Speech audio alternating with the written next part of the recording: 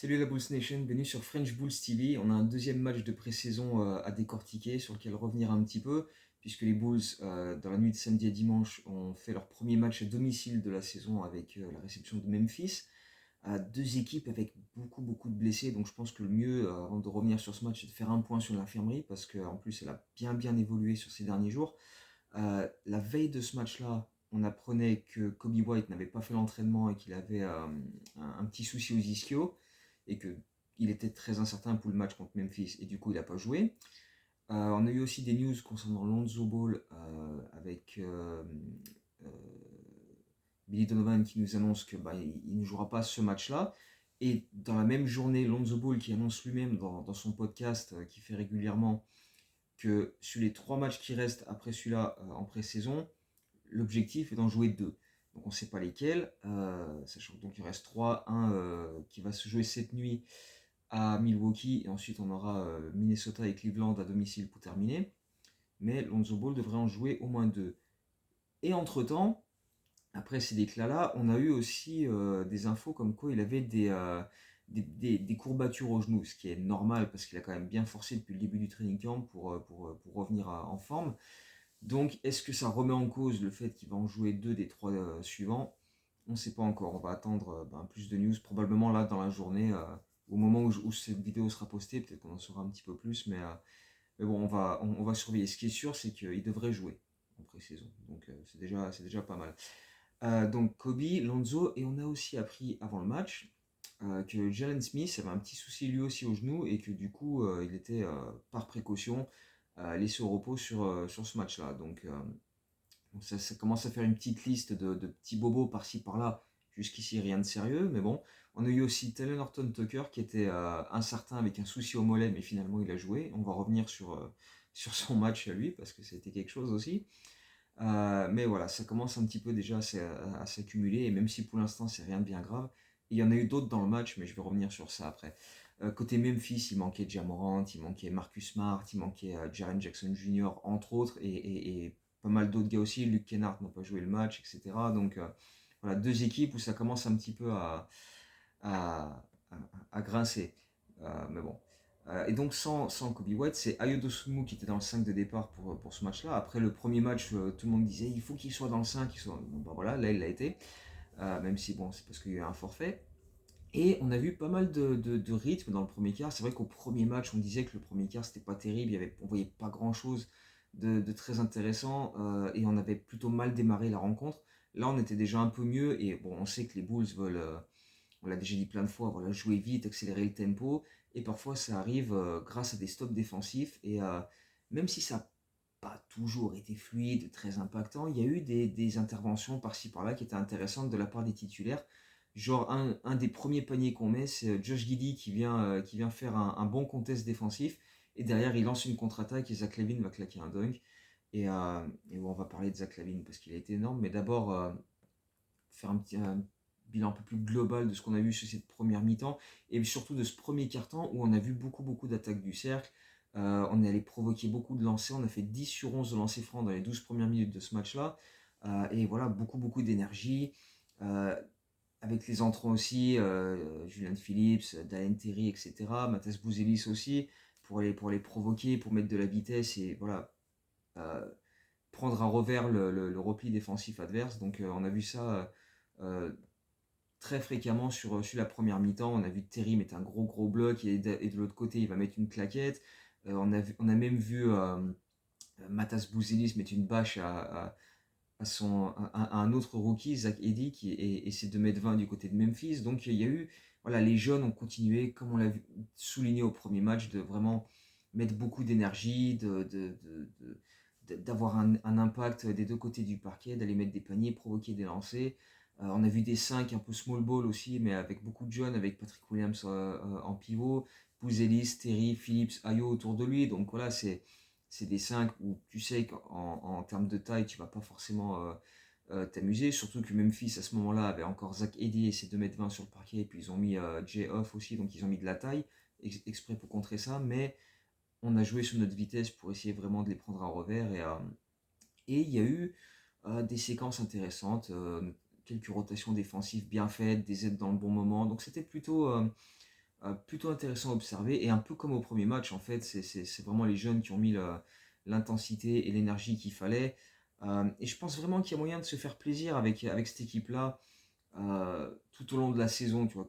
On va pas forcément gagner beaucoup de matchs, mais il y aura des, des passages dans les matchs qui seront vraiment intéressants et fun à regarder. Et quand tu regardes les stats au final, on a quand même shooté à 41% à 3 points sur ce match-là. On en a mis 20, donc c'est quand même pas mal. Sur un gros volume, on a shooté 48 tirs à 3 points, donc c'est du gros volume. Tout en étant aussi capable d'aller attaquer le cercle. On a tenté 27 lancers francs dans ce match-là par 8 joueurs différents. Donc c'est pas un type, comme souvent on avait des Rosanne qui en shootaient 8, 9, 10, 11 et les autres en avaient 2, 3. Là, tu as pas mal de joueurs à 5, 6, 7 lancers francs tentés, donc c'est quand même plutôt intéressant. Et puis aussi 26 passes décisives sur 40 paniers inscrits, c'est quelque chose d'assez intéressant comme statistique. Donc bon, par contre, malheureusement, plus le match avançait et moins on a défendu. Hein. On a pris au moins 40 points dans le troisième quart-temps, si c'est pas plus. Euh, bon, j'ai plus les stats sous les yeux, mais ouais, on avait, ouais, en deuxième mi-temps, plus le temps passait et moins on défendait. On a moins fait les efforts, on a laissé des shoots ouverts à 3 points. Mais aussi, ben, voilà, plus le match avançait et plus on faisait des rotations et on avait des line-up avec des joueurs qu'on va assez peu voir sur le parquet pendant la saison régulière, sauf avalanche de blessures. Et donc, voilà, on devrait retrouver plus l'intensité défensive de la première mi-temps avec les jeunes que ce qu'on a vu en deuxième mi-temps. Parce qu'on avait quand même une belle avance à la pause. On a mené de 21 points dans le troisième quart-temps et puis on a fini par perdre ce match 124-121 quand même. Donc voilà, plus le match avançait et moins on avait l'intensité, mais c'était des line-up où, encore une fois, on ne devrait pas beaucoup les retrouver sauf avalanche de blessures. Et justement, parlant de blessures, déjà, il faut parler de Patrick Williams parce que ça continue d'être assez affligeant comme prestation. Il a été, mais 2 points, 1 sur 9 au shoot, 0 sur 4 à 3 points, malgré des tirs parfois ouverts, pris plutôt dans le bon tempo, mais voilà, c'est toujours trop court, c'est pas. Voilà. Quelques seul plays quand même, où il a quand même été capable de récupérer un ou deux ballons, d'aller lancer des contre-attaques, mais parfois il perdait la balle juste derrière, donc c'était encore un match très très frustrant de sa part. Défensivement, voilà, parfois il a été mis ben, voilà, comme on disait, dans les 5 small ball, il était en défense sur Zach Edey, et du coup il a eu un peu de mal, et enfin, voilà, dans l'ensemble, ça reste encore beaucoup trop peu de sa part. Et en plus, là, il s'est apparemment fait une petite blessure au poignet. J'ai pas vu à quel moment du match c'était, parce qu'il a rejoué 3-4 minutes dans le troisième quart-temps et après on l'a plus vu du tout. Mais voilà, un petit souci au poignet. Il a fait des examens après le match et rien de cassé, rien de très très grave. Il a juste pris un coup et du coup, ils ont probablement décidé que bon, voilà, ça servait à rien de continuer dans ce match-là. Donc voilà, on va espérer que c'est rien de plus grave qu'un coup pris sur le poignet et que derrière ça va aller mieux. Mais voilà, son match a encore été horrible, horrible. Franchement, il n'y a pratiquement rien de bon à relever de la part de Patrick Williams sur ce match-là. Et un autre joueur qui s'est blessé sur ce match-là, c'est Ayo, qui avait fait une première mi-temps intéressante, qui a mis quelques bons shoots, qui a mis du rythme, donné des bonnes passes en transition, qui était là pour avoir de l'impact défensif, qui se jetait au sol, etc. Et peut-être que c'est sur une de ces actions où il s'est jeté au sol qu'il s'est fait une petite blessure à une épaule, et à l'épaule gauche, et il voulait revenir, mais le staff a dit, bon, c'est un match de pré-saison, c'est pas la peine de forcer, de prendre des risques, etc. Donc il a pas joué de la deuxième mi-temps. Et du coup, quand le troisième quart-temps a débuté, dans le 5, on avait Phillips et Jevon Carter à la place d'Ayo et de Patrick Williams. Donc voilà, derrière, on a fait tourner, on a donné plus de minutes à d'autres personnes et ça a permis d'observer un peu plus. Mais l'attraction de la première mi-temps, celui qui a brillé, et on en a besoin pour plein de raisons, c'est Zach LaVine, qui a été, mais d'entrée, il a été incandescent dans ce match-là. Des drives avec des dunks en force, des 3 points en sortie d'écran, des catch and shoot en mid-range, etc., des attaques du cercle, des lancers provoqués. Il a été énorme.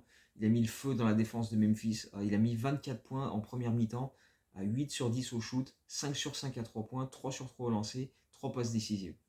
Ça, c'est ses stats à la pause. Bon, après, en deuxième mi-temps, il a joué que 4-5 minutes, donc il a mis 4 points de plus, dont un autre panier à 3 points. Mais voilà, il était dans le rythme, il était impliqué, plaisant à regarder jouer. C'est le Zach LaVine qu'on aime voir, celui qui est capable de rentrer des shoots d'un petit peu partout, sans forcément que ce soit des trucs forcés. C'est beaucoup plus de trucs fluides dans le flow de l'attaque et ça a été voilà.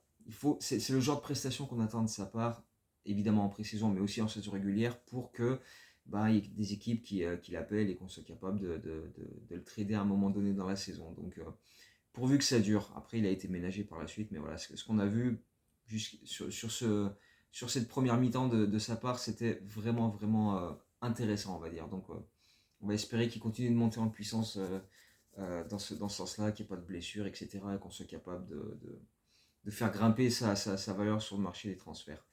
Et puis, donc, comme il a très peu joué en deuxième mi-temps, c'est quelqu'un d'autre qui a pris le relais et qui a été mais extraordinaire. Et c'est mon chouchou, donc je surkiffe, je suis super content qu'il éclate. C'est Julian Phillips, qui avait déjà été très bon au premier match. Mais alors, dans ce deuxième match, waouh, il a vraiment fait le show. Il a multiplié les 3 points dans les corners. Il y a dans le troisième quart-temps, il y a Zach LaVine qui drive, ressort la balle, il est dans le corner, boum, ça rentre. L'action d'après, c'est Josh Giddey qui drive, ressort sur Phillips, même corner, boum, filoche, parfait. Il a été très très fort sur ce match-là. Il a claqué des gros dunks en transition aussi. Il a fait le taf en défense, il allait chercher des rebonds, des gros soul plays. Donc il a fini avec 21 points, 5 sur 8 à 3 points, 8 rebonds, à 13 points juste dans le troisième quart-temps. Donc franchement, il a régalé. Et encore une fois, moi, c'est mon chouchou. Donc je suis super content de le voir être dans les premiers à sortir du banc. Et à chaque fois, gros impact. Et là, en plus, il commence à rentrer ses shoots à 3 points. Et c'est vraiment quelque chose qu'il a bossé cet été. Il va être obligé Billy Donovan va être obligé de lui filer des minutes. Voilà, il va être dans la rotation. Ça peut pas être autrement, quoi. Donc, vraiment, vraiment content du match de Phillips. Et voilà, pourvu que ça dure pour lui aussi, parce que alors, on a besoin qu'il enchaîne. Josh Giddey a fait un match solide, j'ai trouvé. Il y a eu une belle facilité à vraiment changer de rythme quand il attaque le cercle. Voilà, il passe la seconde, il passe devant son gars, il va jusqu'au cercle provoquer des lancers. Il y a eu quelques fois où il aurait pu finir, mais voilà, il a quand même voilà, bien provoqué. Il a fini avec 11 points, 7 rebonds, 7 passes décisives aussi, où il a voilà, bien servi Phillips, notamment dans les corners ou en contre-attaque. Donc voilà, quelques interventions défensives par-ci par-là, même si c'était assez espacé. Il y a d'autres fois où il était genre, s'il avait des poches, il avait les mains dans les poches, mais quand ça se passe pas trop loin de lui, il vient tendre le bras, faire l'aide, essayer de se mettre en opposition. Donc voilà, c'est pas toujours voilà, en 1 contre 1, c'est pas ouf, mais il vient faire des aides parfois dans le bon tempo. Donc c'est pas extraordinaire, mais voilà, comme j'avais dit dans le premier match le concernant, il y a cette volonté de faire l'effort et tout. Zach LaVine, par contre, ça passe à côté de lui. Ok, cool. Guidé, au moins il met le bras, il essaie de se mettre en opposition et tout. Donc au moins ça, quoi. Euh, Parmi les autres joueurs, qu'est-ce qu'on peut noter? Matas a galéré aussi. Offensivement, il a eu beaucoup de mal. 1 sur 9 au shoot, 1 sur 5 à 3 points. Des shoots beaucoup trop courts la plupart du temps. Il a eu son énergie habituelle en défense. Il allait prendre quelques rebonds, il a donné quelques passes. Mais c'est vrai qu'offensivement, il a eu beaucoup de mal à aller jusqu'au cercle, à finir et à rentrer ses shoots dès qu'il s'éloigne un petit peu, quoi. Donc c'était un petit peu compliqué pour lui. Vooch a été très discret aussi. Il s'est fait bouger par Zach Edey en face qui lui a mis des poignées sur la tronche. Et puis lui, il n'a pas forcément répondu plus que ça. On a très peu vu Chris Duarte, mais il a mis un 3 points. Après, voilà, il a joué à peine 5 minutes, donc c'est difficile à juger. DJ Stewart n'a pas franchement brillé sur les quelques minutes qu'il a eu. On a vu Jevon Carter et Torrey Craig, ce qui n'était pas le cas lors du premier match de pré-saison. Craig a fait des bons passages avec un gros dunk en contre-attaque, quelques interventions défensives par-ci par-là, mais bon, c'était pas non plus extraordinaire. Jevon Carter, bon, quelques shoots, mais bon, voilà, rien de bien dingo non plus. Sanogo, des courts passages par-ci par-là, mais c'était intéressant de le voir euh, en 1 contre 1 face à Zach Edey et voir un peu les deux, comment ils se bousculaient l'un l'autre. Il y avait un duel assez physique entre les deux. Dalen Terry, comme à son habitude, très actif, voilà, très présent dans tout ce qui est intervention défensive. Quelques passes parfois un peu bizarres en contre-attaque, des mauvais choix, et puis d'autres fois où il a servi, notamment une contre-attaque où il trouve un gros dunk de Julian Phillips. Mais voilà, encore une fois, avec Terry, là, il a noirci la feuille de stats. 11 points, 7 rebonds, 4 passes, 2 interceptions, 2 contre, à 4 sur 7 au shoot. Donc voilà, il a fait quand même son match. Et juste deux trois passes en contre-attaque où tu te dis, ah, t'aurais pu gérer ça autrement, mais dans l'ensemble, c'était quand même pas trop mal. On n'a pas eu de minutes pour B-Team, on n'a pas eu de minutes pour AJ Liddell ni pour Lofton. Mais je pense qu'on a trouvé notre 15e gars. Je pense que on a trouvé celui qui devrait. Je pense qu'on va bousculer B-Team et lui redonner un two-way. Et son contrat non garanti, le 15e spot du roster, il va aller à Talen Horton-Tucker. Parce que il a joué les 14-15 dernières minutes du match sans ressortir, Horton-Tucker. Mais comme au premier match, tu as l'impression qu'il est partout à la fois. Il est un peu toujours au milieu de la mêlée, tu vois, que ce soit sur les screens, sur les aides. Sur chaque possession, il touche la balle et il essaie de créer quelque chose. Et clairement, il adore remonter la balle, la passer à quelqu'un qui est en tête de raquette, la récupérer en end-off et prendre de l'élan pour aller attaquer le cercle. Il adore faire ça. Et il a mis le feu dans la fin de match qui était mine de rien assez serré, hein, parce que bon, ça s'est joué sur les dernières possessions. Mais voilà, il a claqué un gros panier à 3 points. Il s'est faufilé dans le trafic pour claquer un dunk avec la faute. Il a vraiment été. Il a encore fait un match euh, un peu comme Drummond en fait. Tu sais, il va se passer quelque chose. Tu sais pas si ça va être bien ou pas bien, mais il va se passer quelque chose. Il y a toujours un truc qui se passe quand il est là sur le parquet. Et voilà, il a fait un match quoi, plutôt intéressant. Donc je pense qu'il a gagné sa place en tant que 15e gars du roster. 5 sur 11 au shoot, 16 points. C'était le troisième meilleur scoreur du match derrière Zach LaVine et Julian Phillips. Donc il a mis à profit ses minutes au max. Tu vois, il a joué 15 minutes, il a mis 16 points. Et vraiment, on a pas vu que lui sur la fin de match, mais il était là, quoi. On le voyait, quoi. Clairement, il a fait ce qu'il fallait pour ça. Donc, je ne serais pas étonné, je ne sais pas comment ça va se passer, mais je ne serais pas étonné que d'ici la semaine prochaine, quand la saison va débuter, parce que ouais, la saison débute la semaine prochaine, mine de rien, on y est presque. Hein. Euh, D'ici là, je pense qu'on va dire à B-Team, ok, on va te filer un two-way, le troisième two-way, et puis Talen Horton-Tucker, il va avoir un contrat garanti dans le roster principal, quoi, je pense. À mon avis, ça va se faire comme ça. À voir. En attendant, donc, on a notre troisième match de pré-saison cette nuit. On se déplace à Milwaukee. Donc, à voir comment ça va se passer pour tous les gars qui ont des petits bobos. Hein, Kobe, Lonzo, Ayo et puis Will dans ce match-là. Jalen Smith aussi. Donc, ça fait quand même une liste qui commence à bien s'allonger. Des petits bobos à surveiller à droite à gauche.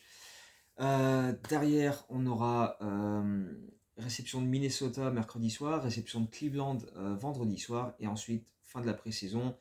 Et on pourra se concentrer sur la saison régulière avec, dans la nuit de mercredi à jeudi la semaine prochaine, la réception des Pelicans. Non, le déplacement.